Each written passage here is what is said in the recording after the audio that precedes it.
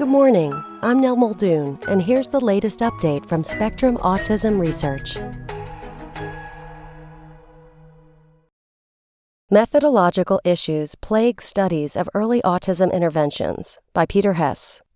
Methodological issues have plagued studies on the effectiveness of early autism interventions for nearly 3 decades, according to new unpublished research. These problems include multiple types of bias and an over-reliance on caregivers to report outcomes. Researchers presented the findings virtually at the 2021 International Society for Autism Research annual meeting. Poor quality studies tend to inflate our estimates of intervention effectiveness, says lead researcher Michael Sandbank, assistant professor of special education at the University of Texas at Austin. The new work aimed to evaluate the reliability of studies that examine the effectiveness of early interventions. Conventional wisdom on therapy says the earlier the better, and the more the better, Sandbank says. But the evidence supporting that idea is weak, she and her colleagues found. Several sources of bias threaten to undermine the reliability of many early intervention studies. Selection bias, when experimental groups and control groups are not randomly assigned. Detection bias, when the same person administers an intervention and judges its effectiveness. And attrition bias, when participants from a control or experimental group disproportionately drop out over time. The number of studies at high risk for selection or attrition bias decreased from 1989 to 2017, Sandbank and her colleagues found, drawing on data collected for their 2020 study on early interventions.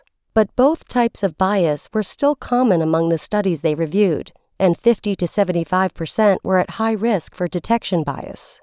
Many studies also leaned heavily on reports from parents or caregivers to assess the effectiveness of an intervention, instead of relying on clinical observations, which studies show are more reliable.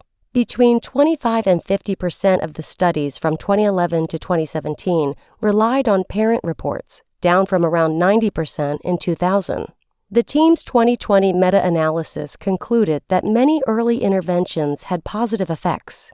But once they excluded studies that relied on caregiver reports or had a high risk of one or more types of bias, there were often too few studies left to assess an intervention's effects.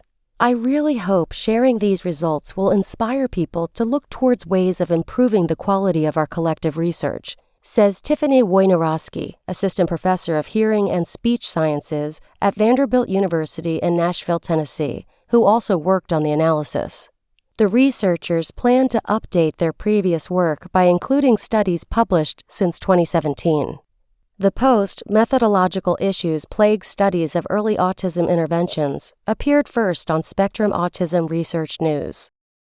That's all for today. Check back next Monday for more content from Spectrum Autism Research or go to spectrumnews.org.